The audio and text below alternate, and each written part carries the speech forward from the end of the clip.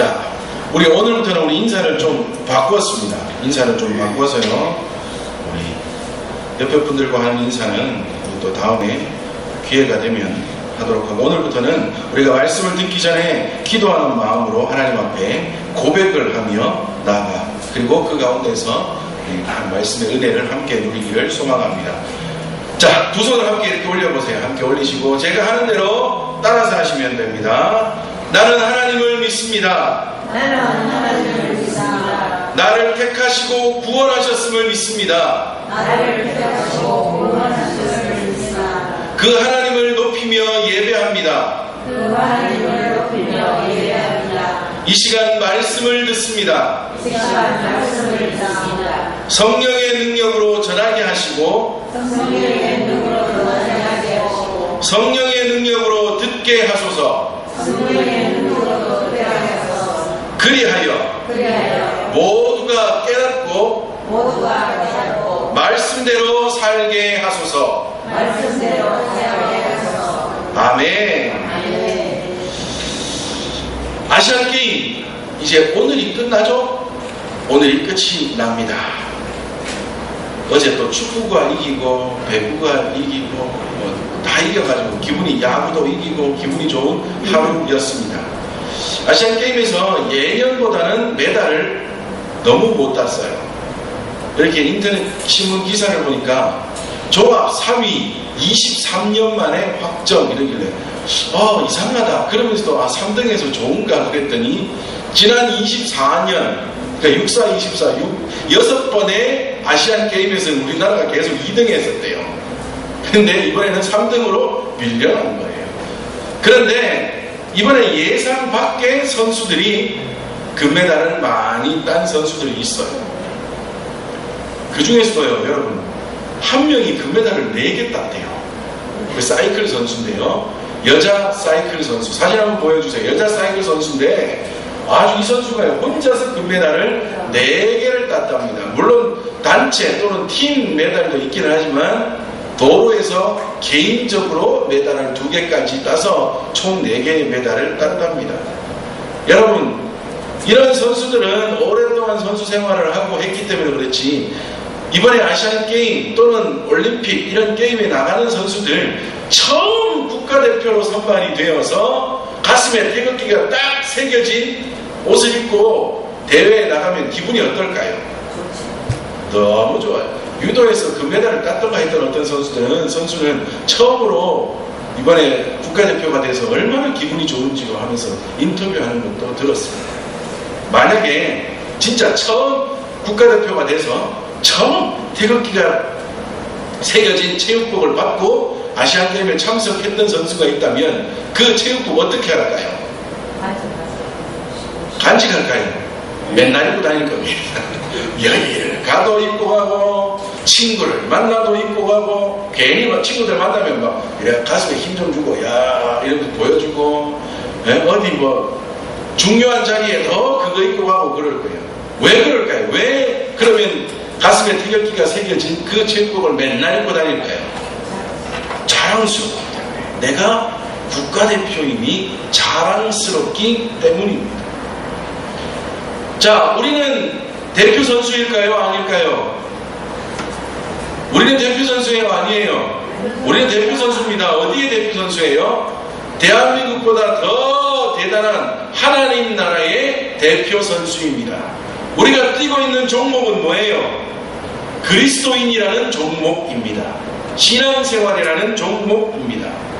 그런데 하나님 나라, 한 나라, 대한민국, 미국, 일본, 중국 이런 나라보다 그런 나라 한 나라와는 비교도 되지 않는 너무나 크고 놀라운 은혜의 나라, 하나님 나라의 대표 선수인 우리들인데, 우리는 우리가 그 나라의 대표 선수인 것을 자랑스럽게 생각하고 있습니까?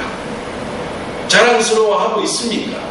여러분, 초대교회에는요, 그리스도인이라고 불리는 것이 얼마나 영광스러운 일이었는지, 사도행전 11장 26절에 보면 만남에 안디옥에 데리고 와서 둘이 교회에 1년간 모여 있어 큰 무리를 가르쳤고 찾고 제자들이 안디옥에서 비로소 그리스도인이라 일컬음을 받게 되었더라 말씀합니다. 안디옥에서 처음으로 그리스도인이라는 칭호를, 명칭을 듣게 되었답니다. 그리고 그 당시 그리스도인이라는 것은 그들에게 있어서 너무나 영광스러워. 아니, 우리가 어찌 감히 그리스도인, 예수님의 사람들이라 불릴 수 있을까? 너무나 감사하며 은혜 가운데 그 그리스도인이라는 이름을, 명칭을 달고 살았다고 합니다. 그리스도인이라는 뜻은 말씀드린 대로 예수님의 사람들이라는 뜻입니다. 그런데 이보다 더 깊은 뜻이 있는데요. 예수님의 사람들이라는 것이 더 많은, 더 깊은 어떤 뜻을 가지고 있는가 하면 에베소서 2장 10절 말씀에 우리는 그가 만드신 바 그리스도 예수 안에서 선한 일을 위하여 지으심을 받은 자니, 이 일은 하나님이 전에 예비하사 우리로 그 가운데서 행하게 하려 하심이니라 말씀합니다. 우리가 무엇을 위하여 지으심을 받았다고요? 선한 일을 위하여 지으심을 받았는데 우리가 그 선한 일을 어디에서 할 수 있다고요? 하나님이 예비하신 곳에서, 다시 말하면 하나님 안에서 선한 일을 하게 하시기 위하여 우리를 지으셨답니다. 그러면 달리 말하면 우리는 뭐 하는 사람이에요? 선한 일을 하는 사람이에요. 오늘 본문에서도 너희가 소금과 빛이 되어 어떤 행실을 함으로, 착한 행실을 함으로 사람들이 어떻게 하라고요? 너희를 보게 하라 말씀하고 있지 않습니까? 오늘 본문에서도 말하고 있어요. 자, 그렇다면 여기서 말하는 착한 행실, 그리고 에베소서에서 말하는 선한 일이라는 말은 무슨 말일까요? 착하게 살아라, 도덕적으로 살아라, 이 말일까요? 물론 그것도 있지만 그 정도가 아니에요. 여기서 말하는 선한 일, 그리고 오늘 본문에서 말하는 착한 행실이라는 말은 제일 먼저 뭐를 깨달아야 해요? 하나님이 나를 지으셨다는 것을 깨닫고, 그리고 그 하나님이 나를 구원하심을 깨닫고 감사하며, 그리고 나서 하는 게 뭐예요? 여러분, 하나님이 나를 지으시고 하나님이 나를 구원하셨음을 인정하고 높이는 게 뭐라고요? 그게 뭐예요? 그게 예배예요. 자주 말씀드리잖아요. 그죠? 그게 예배입니다. 하나님이 나를 지으시고 나의 삶을 인도하시며 나를 구원하셨다는 것을 믿고 하나님이 행하신 그 놀라운 일들을 높여드리는 것이 예배입니다. 그리고 그 가운데에서 우리가 앞으로 살아갈 하나님의 지침, 하나님의 말씀을 듣는 것이 예배예요. 높이고 받고 살아가는 것, 이게 예배예요. 제가 자주 말씀드리죠. 우리는 예배에 대한 간단한 이 정립을 잘 세워서 엉뚱한 예배를 드리지 말아야 돼요. 엉뚱한 예배. 예배 가서 예배 잘 드리면 뭐가 될 것이다, 이러한 기대감을 가지는 예배가 아니라 단지 하나님을 인정하고 그 가운데서 높이며 주시는 말씀을 듣고 살아가는 것, 이게 예배라는 것 우리가 매일매일 생각해야 해요. 그리고 그 가운데서 올바르게 예배하며 올바르게 살아가면 그 다음에는 하나님이 알아서 해주신다. 자, 여하튼 그런 예배를 드리며 또한 말씀을 통하여 살아갈 길을 알려주셨으므로 복음의 삶을 살아가며 하나님이 나에게 주신 사명을 잘 감당하며 살아가는 것, 이게 뭐라고요? 너무 길게 얘기해가지고 앞에 걸 까먹어버렸어요. 이게 뭐라고요? 선한 일입니다. 이게 착한 행실입니다. 이게 그리스도인의 삶의 본 모습이라고요. 그렇게 생각합니다. 자, 다시요. 뭐부터요? 하나님이 나를 창조하시고 나의 삶을 인도하시며 나를 구원하셨음을 뭐하는 거요? 인정하고 높이며 예배하고, 그리고 그 가운데 주신 말씀을 따라 복음의 길, 사명의 길을 걸으며 살아가는 것, 이게 바로 선한 일이고 이게 착한 행실입니다. 그런 삶을 살아갈 수 있다는 것, 그러한 삶을 살 본분을 받은 그리스도인이 되었다는 것, 자랑스러운 거예요? 아니에요? 잘 모르시겠습니까? 엄청 자랑스러운 겁니다. 국가대표로 올림픽에 나가고 아시안 게임에 나가는 것보다 더욱더 자랑스러운 일이에요. 엄청 자랑스러운 일입니다. 자, 여러분, 자랑스러운 일이 나에게 있으면 뭐 해야 돼요? 뭐 하고 살아야 돼요? 자랑하고 살아야죠. 자랑스러운 일이 있으면 자랑하고 살아야 돼요. 어디서든 드러내요. 아이고, 남편이나 자식이 아주 그냥 멋지고 예쁜 비싼 반지 하나 사주면, 또는 남편이 비싼 반지 하나 사주면 그거 끼고 어떻게 하고 다녀요? 안 아프던 머리가 맨날 아프잖아요. 아이고, 머리야. 맨날 자랑하고 싶어가지고, 그죠? 목걸이 하나 사주면 생전 안 입던 푹 파인 옷 입고 목걸이 메고 나와가지고는 막 맨날 고개 들고 아이고 하다가 뭐 디스코 오고 막 그러잖아요. 좋은 게 있으면, 자랑스러운 게 있으면 자랑하고 드러내는 게 당연한 거라. 자, 다시요. 우리는 그리스도인인 것이 자랑스러운 일이에요. 그러면 자랑하고 계십니까? 드러내고 계십니까? 언제나 표내며 살아가고 계십니까? 잘 안 돼요. 그죠? 잘 안 돼요. 너무 힘들어요. 자,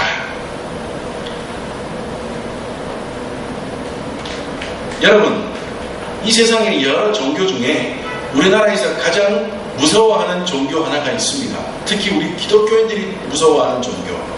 그들은 이렇게 합니다. 자신들이 믿는 신은 알라라고 부릅니다.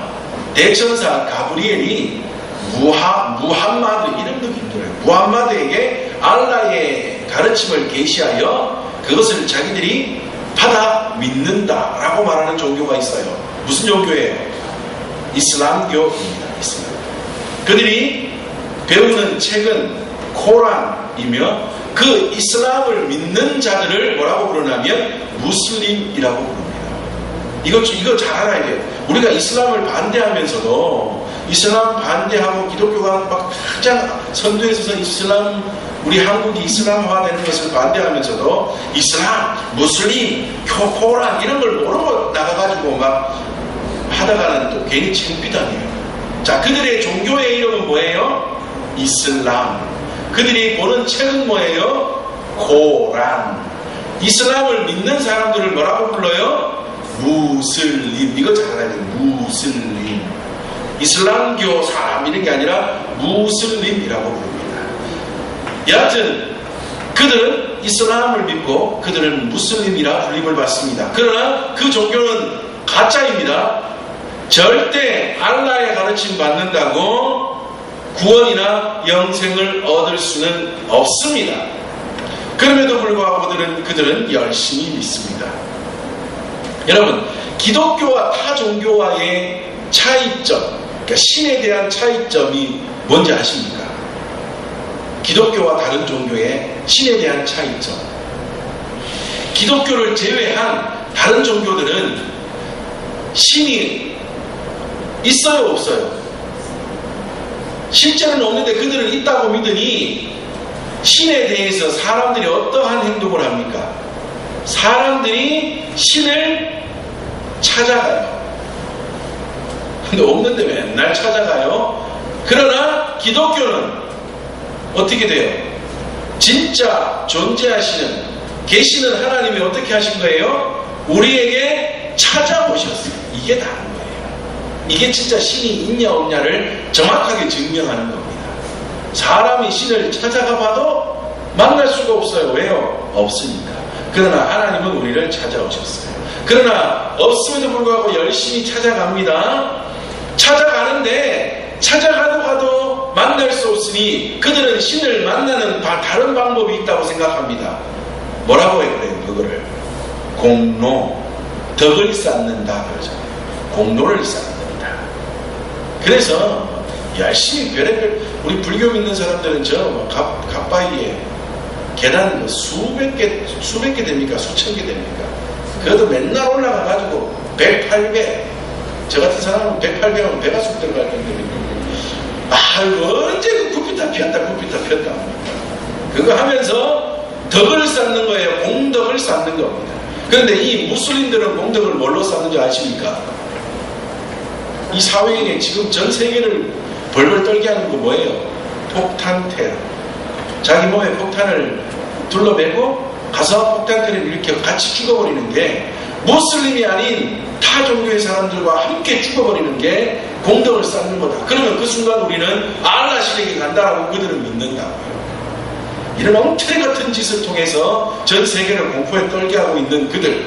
제가 왜 이런 말씀을 드리냐? 여러분, 다른 종교보다 이 무슬림들은 자기들이 이슬람 종교를 믿는 것을 굉장히 자랑스러워합니다.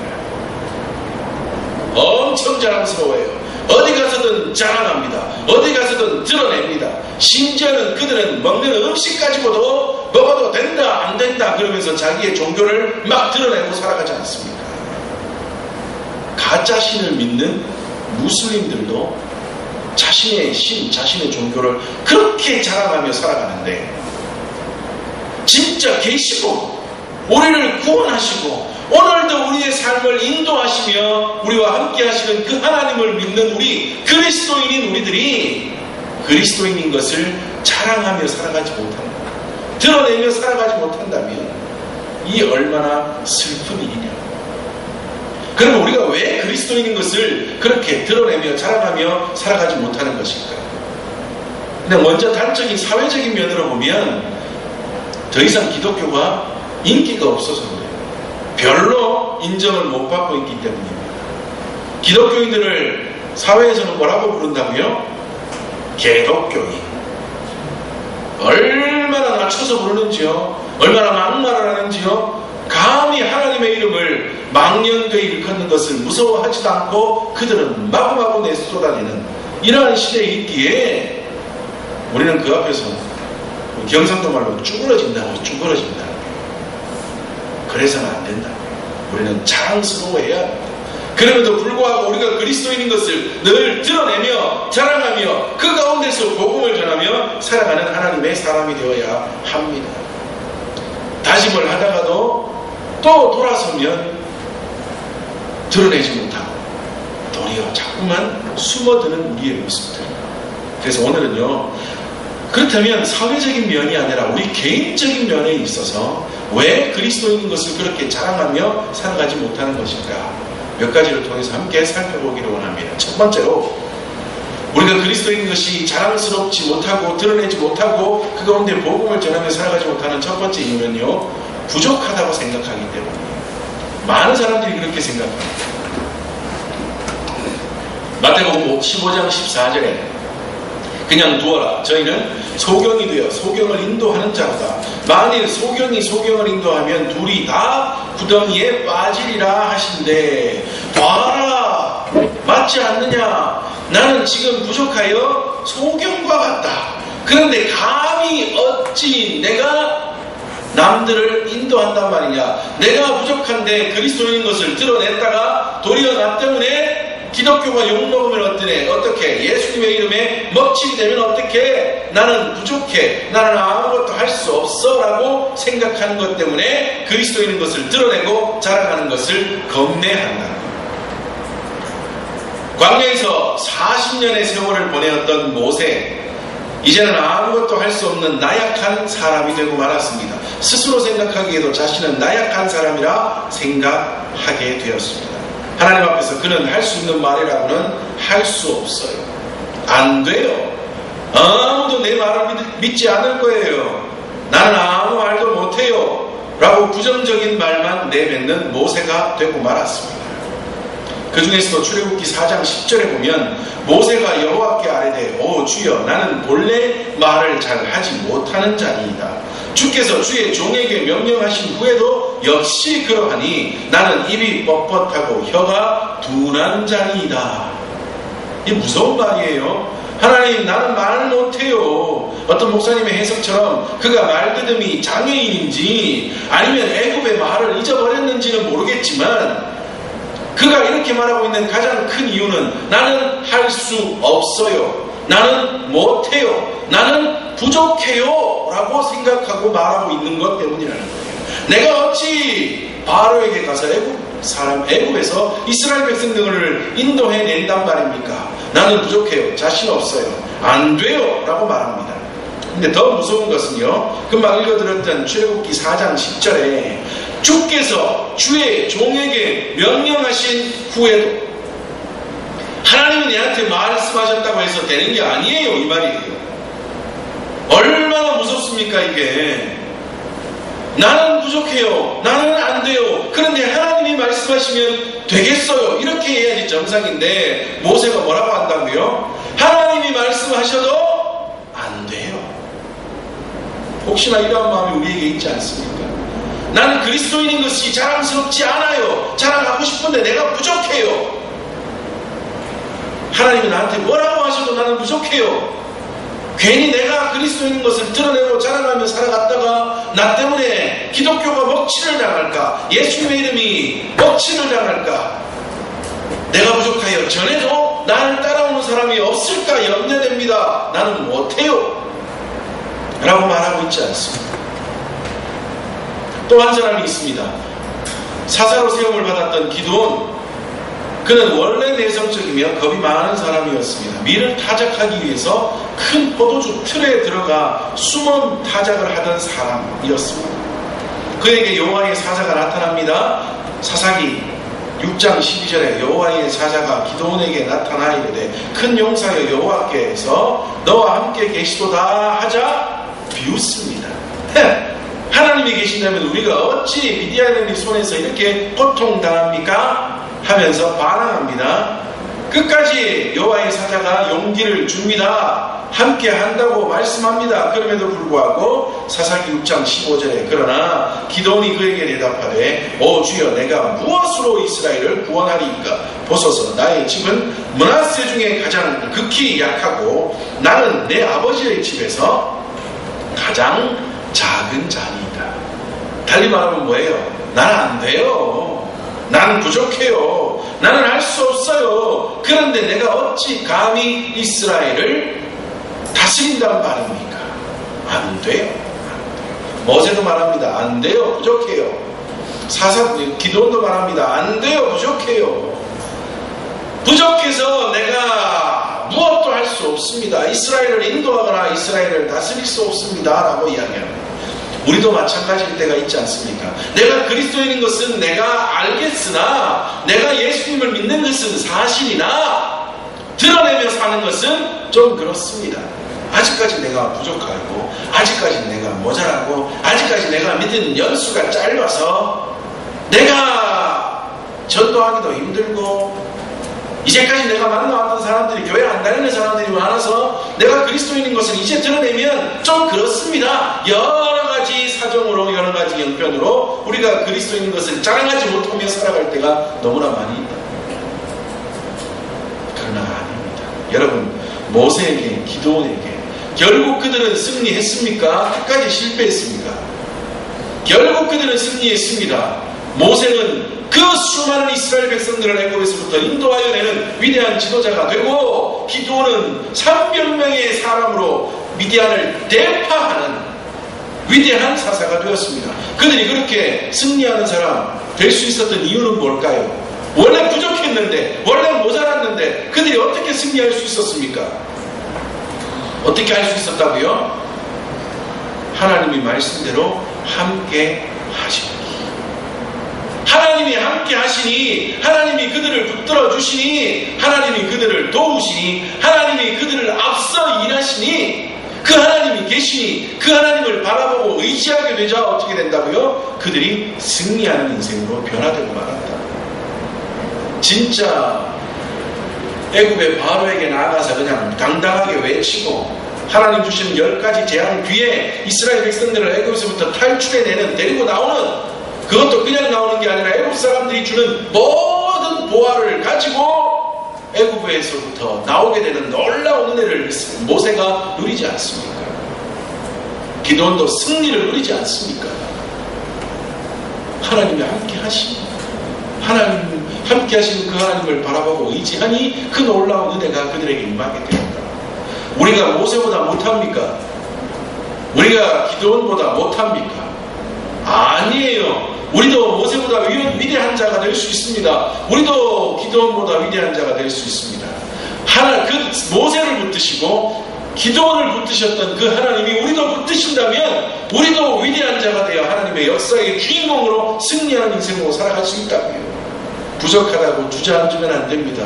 모자란다고 주저앉으면 안 됩니다. 연약하다고 주저앉으면 안 됩니다. 지금 우리 당당히 일어나서 하나님, 모세를 쓰시고 기드온을 쓰셨던 그 하나님, 그들도 여전히 나약하고 부족한 자였지만 그들과 함께 하셔서 그들 가운데 역사하셨던 하나님, 나와도 함께 해주셔서 나를 사용하여 주시사 나도 하나님의 그 놀라운 역사에 쓰임받는 자가 되게 하시고 승리하는 인생 되게 도와주시옵소서.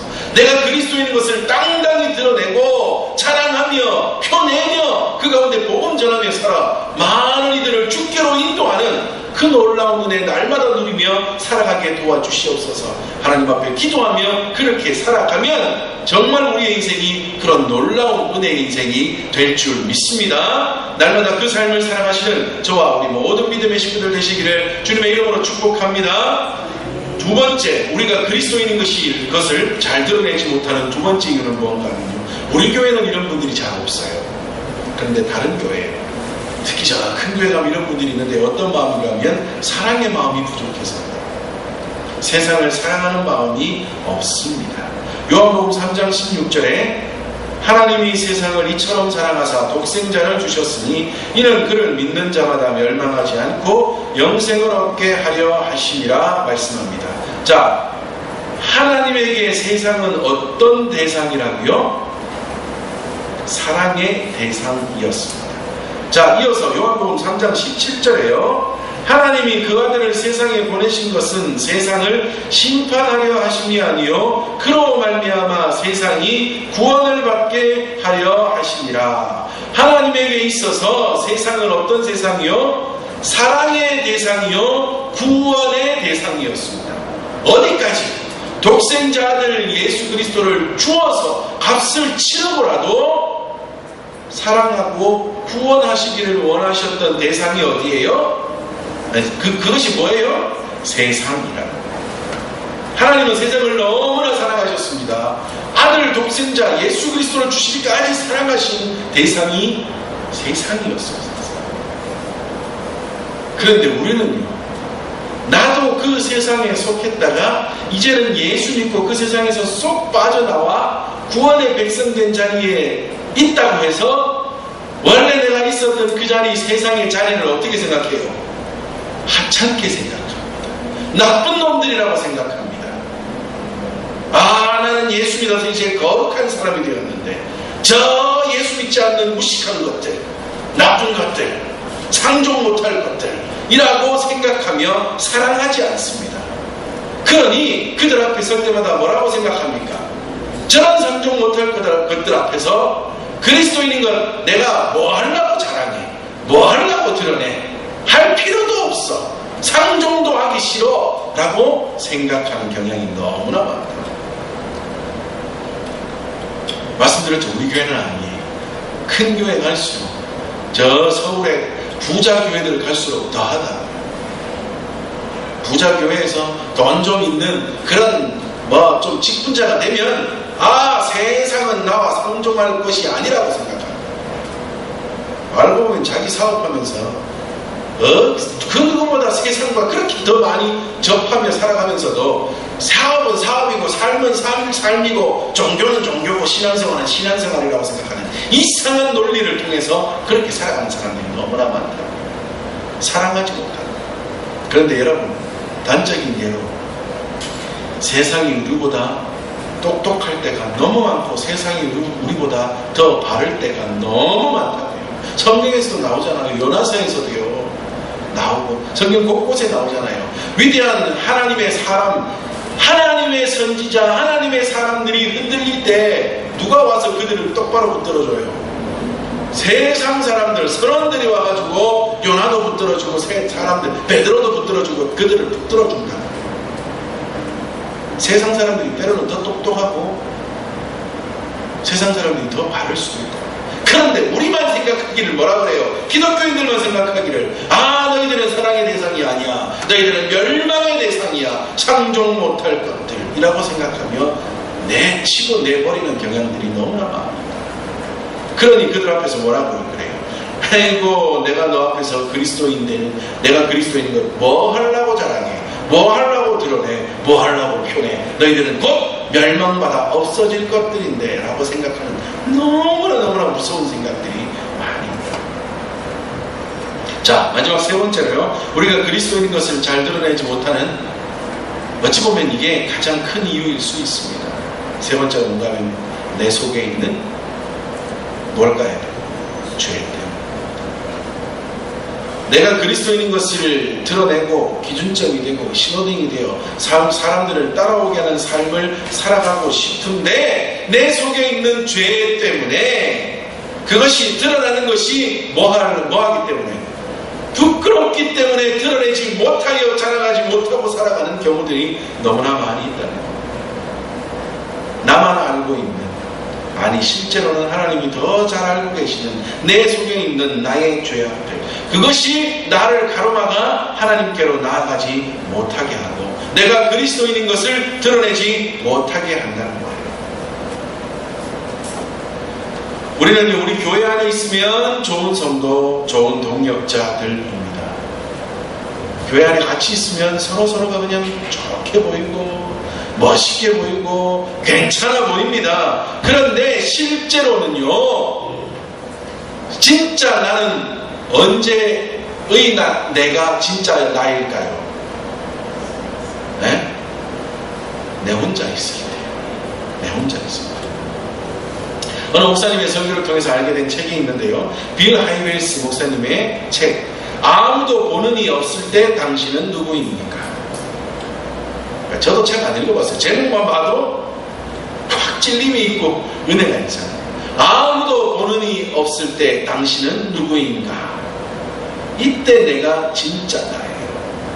이때 아무도 보는 이 없을 때, 다시 말하면 하나님만 나를 보고 계실 그때에도 가장 깨끗한 자가 될 때, 그때 우리는 그리스도인 것이 자랑스럽고 드러내며 당당히 살아갈 수 있다.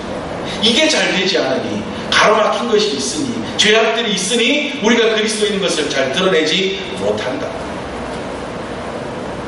그런데 또 엉뚱한 모습이 우리에게 있기도 합니다. 우리가 사사 중에 제일 잘 아는 사사, 너무나 유명한 사사 삼손이 있습니다. 그는 나실린으로 태어났습니다. 그래서 나실린으로 태어났을 때 세 가지 금기사항이 그에게 있었습니다. 첫 번째는 포도주와 독주를 마시지 않는 것, 둘째는 나실린 기간 동안 머리에 삭도를 대지 않는 것, 다시 말하면 머리를 깎지 않는 것, 셋째는 삼손에게는 부정한 것을 먹지 않는다라고 내려진 사항이지만 실제로는 나실린들이 시체를 가까이 하지 않는 것, 이 세 가지의 금기사항이 있었습니다.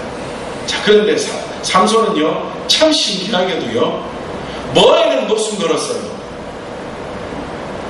머리에 삭도 되지 않는 것, 머리 깎지 않는 것에는 삼손은요, 목숨 걸고 살았어요. 그래서 우리 어릴 때 동화로 만든 삼손 이야기에서는 어떻게 오해를 하게 만들어요?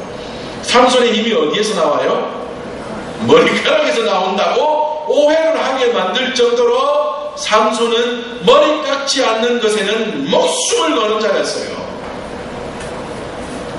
자, 그런데 왜 그러면 삼손이 머리 깎지 않는 일에는 목숨 거는지 아십니까? 나실린으로서의 표시 중 사람들이 보는 게 뭐예요? 사람들이 보고 인식할 수 있는 게 뭐예요? 머리니까요. 다시 말하면 외적인 시선에서 내가 나실린인 것을 알게 하기 위한 것에는 목숨 걸었다 이 말이에요. 그러니까 드러나는 것에는 목숨 걸었다 이 말이에요. 목사인 것 드러나고 장로인 것 드러나고 내가 뭐 좀 교회에서 뭐 하는 걸 드러나는 것에는 뭐 한다고요? 목숨 건다 이 말이에요. 거기에는 누가 막 나를 걸고 넘어질까, 내가 그것에는 혹시나 손해보지 않을까 바들바들 떨면서 목숨 건다 이 말이에요. 그런데 삼손이 했던 너무나 큰 많은 죄악들 중에 초기에 저질렀던 죄악 중에 하나가 뭐예요? 이방 여인과 결혼하고 싶어서 그녀를 찾아가던 중에 뭐를 만나게 됩니까? 죽어버린 사자의 시체를 만나게 됩니다.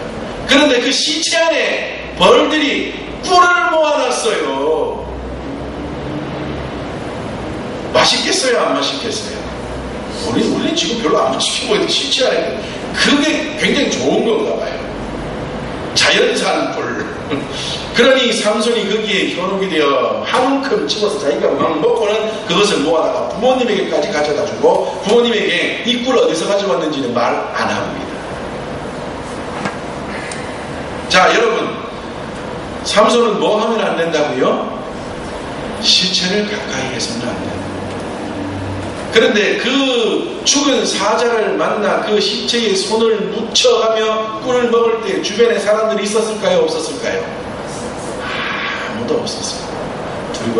두리번 보니 만약에 사람이 있었으면 삼손이 그거 먹었을까요? 안 먹었을까요? 안 먹었을 거예요. 사람들 눈에는 멋있게 보여야 되니까요. 아무도 없으니 두리번 하다가 아무도 없으니 우와 맛있다 하고 먹었다. 그런데 이 모습이 수많은 그리스도인들의 모습입니다. 아무도 보는 이 없을 때에는 뭐 한다고요? 죄악을 즐겨. 괜찮겠지. 또 괜찮겠지. 처음에는 벌벌벌벌 떨면서 죄를 만지다가 그 다음에는 조금 달달달달 떨면서 만지다가 그 다음에는 그냥 만지다가 그 다음에는 당연하지 하면서 만지게 되는, 그러면서 그 죄악 속에 푹 빠지면서도 아무 상관없다 생각하는. 그런데 참 신기한 것은 나는 아무 상관이 없는 것처럼 그 죄악을 즐기는데 그 내 마음의 한켠 속에는 그 죄로 인한 무슨 마음이 들까요? 죄책감이라는 게 들어요. 그리스도인으로서의 죄책감. 이거는 회개의 마음과 다른 거예요. 단지 그냥 죄책감이에요. 그 죄책감이 우리를 어떻게 만들어요? 그리스도인인 것을 드러내지 못하게 만든다. 아이고, 내가 그리스도인인 걸 괜히 드러냈다가 내 이 죄까지 드러나면 한꺼번에 다 무너지는 거 아니야. 그러니 죄도 숨기고 그리스도인인 것도 숨기고 그냥 그렇게 살아가 보자 라고 생각합니다. 이것 때문에 우리가 그리스도인인 것을 드러내지 못하며 살아가는, 어찌 보면 가장 큰, 가장 중요한 이유일 수 있습니다. 그렇다면 여기서는 어떻게 해야 될까요? 어떻게 하면 우리가 다시 그리스도인인 것을 드러내며 살아갈 수 있을까요? 회개해야 합니다. 여러분, 회개는요, 우리가 죄로부터 돌아서 하나님께로 간다고 하는 뭐예요? 의지적인 표현입니다. 그러니까 지적인 표현이에요. 그러면 진짜 올바른 회개는 표현만 해서는 될까요? 표현만 해서는 됩니까? 하나님, 네, 잘못했니다. 앞으로는 그렇게 안 하겠습니다. 표현만 하면 됩니까? 그 다음에는 뭐 해야 돼요? 행동을 해야 됩니다. 삶으로. 이것까지가 가는 게 진짜 회개예요. 내가 하나님 앞에 이 하나하나의 어떤 죄들을 가지고 하나님 앞에 회개했다면 하나님 앞에 돌이켜 하나님께로 나아가며 이 죄악들을 뭐 하는 거예요? 폐기 처분하고 다시는 내 손에 잡지 않는 것. 이것과는 상관없는 길을 걸어가는 것. 이게 진짜 회개이며, 그렇게 될 때 우리 마음속에 있던 죄책감들이 사라지게 되고 그것을 인하여 뭐를 할 수 있게 될까요? 그리스도인인 것을 드러내며 자랑하며 복음을 전함으로 내가 신호등이 되어 사람들을 따라오게 할 수 있다는 것. 그 삶을 우리가 살아가야 해요. 마지막 세 번째에 대한 말씀은 아무도 모릅니다. 저에 대한 건 여러분도 몰라요. 하나님만 알고 계세요. 여러분 한 분 한 분에 대한 것 아무도 몰라요. 남편도 몰라요. 자식도 몰라요. 며느리도 몰라요. 시어머니도 몰라요. 아들, 딸도 몰라요. 아무도 몰라요. 누구만 알고 계세요? 하나님만 알고 계시고 나만 알고 있는 것. 하나님과 나 사이에서 해결해야 합니다. 그리고 하나님께로 나아가면 내가 그리스도인 것이 드러나게 되고 표가 나게 되고 자라나게 됨으로 많은 이들을 따라오게 하는, 그래야 오늘 본문이 말하는 착한 행실을 통하여 사람들에게 빛을 비추는 자가 될 수 있고, 에베소서 말씀처럼 선한 행동을 선한 자가 되어서 많은 사람들을 주께로 인도하는 위대한 하나님이 기뻐하시는 귀한 삶을 살아갈 수 있게 될 겁니다. 오늘 말씀 기억하시면서 하나님, 우리가 그러한 삶을 살아갈 수 있는 하나님의 사람 되게 도와주시옵소서. 늘 함께 기도하며 또한 그 삶을 통하여 하나님 앞에 영광을 올려드리며 살아갈 수 있는 저와 우리 모든 믿음의 식구들 되시기를 주님의 이름으로 축복합니다. 아멘.